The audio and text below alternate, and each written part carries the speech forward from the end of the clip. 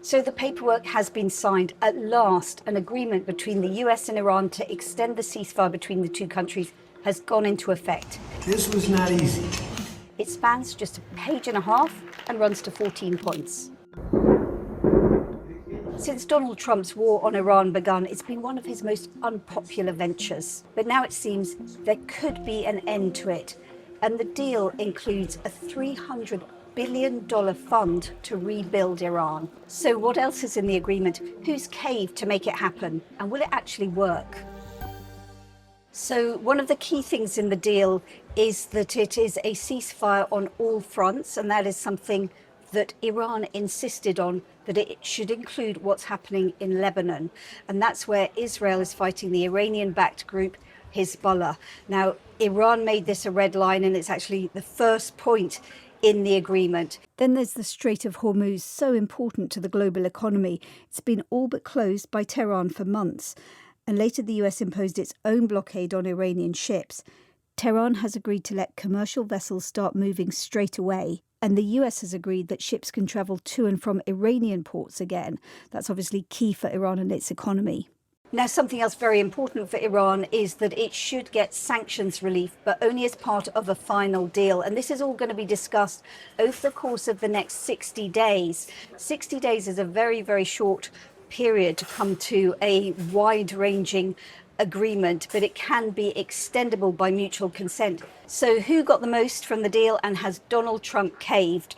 That's an interesting question. A lot of people do believe that Iran got many of the things that it would have wanted from this. I think the Iranians knew that Donald Trump was desperate to find an end to the war, and although he has threatened that if Iran, in his words, doesn't behave, then the US will go back to bombing Iran. I think the Iranians knew that Donald Trump wanted a way out, and they have clearly driven a hard bargain.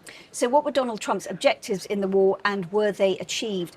Well, I think part of the problem is that the objectives kept shifting, but you'll remember that the war began at the end of February with Israel and the US attacking Iran, and the Iranian supreme leader, Ayatollah Ali Khamenei, who'd been in power for decades, was killed. But then he was quickly replaced by his son.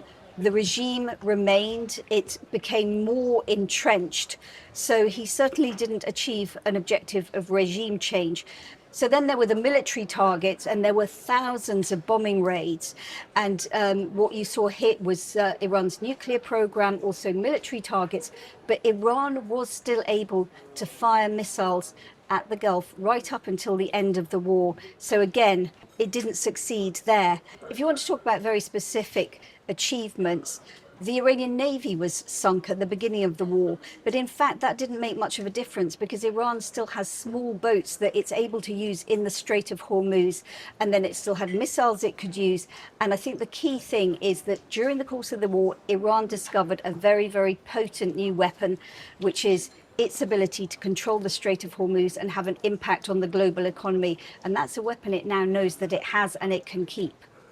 So Iran has reiterated its commitment not to develop nuclear weapons. That was a key point for Donald Trump, and something that he would have very much wanted to see in writing. It's also agreed that it will dilute some of the enriched material it has already. That is material that can't be made into a nuclear bomb yet, but is fairly close to that level. And then down the road, there will be discussions on to what level Iran can enrich uranium. It's always said that its program was for peaceful purposes, but the international community didn't believe it. I think one thing that will be key is whether UN inspectors are able to get in there and verify what is happening. And they were in there before Donald Trump pulled out of an agreement that was reached in 2015 between President Barack Obama and Iran. Now, under that agreement, Iran could only enrich uranium to about 3.6 something percent.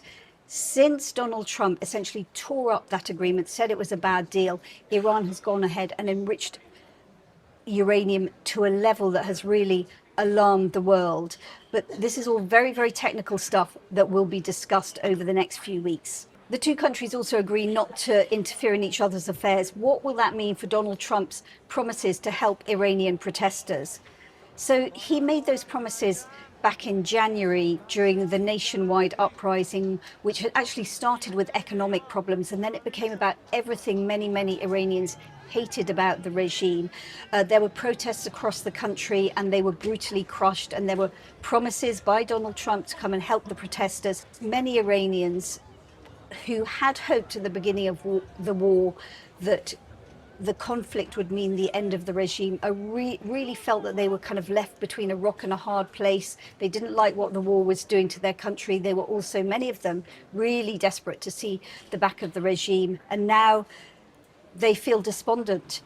They are left with a regime that's even more entrenched, which is carrying out executions, and where they fear that human rights will be possibly even less respected than in the past. What will this mean economically for Iran, the US, and the wider world?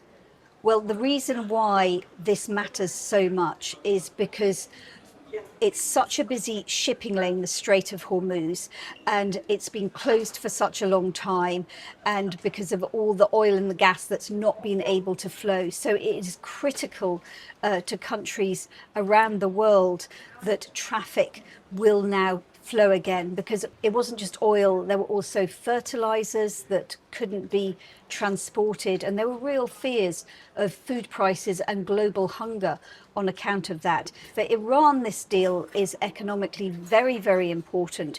Its economy was in dire straits back in January when those protests started. The war has only compounded the economic problems. And for Iran, what it wants is sanctions relief. So the lifting of sanctions, that will only happen if it meets its nuclear commitments. President Trump has made that clear. He's also said that if Iran, in his words, doesn't behave, then the US will go back to bombing. And then you've got this $300 billion reconstruction fund. At the moment, we don't actually know where the money's going to come from for that. But President Trump has said that the US taxpayer is not going to pay a cent into it. So is this now a done deal, and will it last? I think the important thing to remember is this is just a memorandum of understanding. It is by no means a peace deal, and I think there is plenty of scope in the vague language in these 14 points for misunderstandings.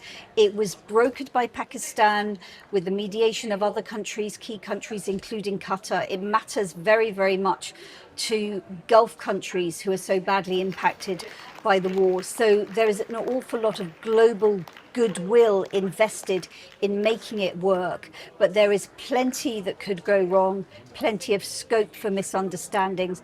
And then I think Iran will want to play a long game. It will want to string this out. So what are we going to see over the next few weeks?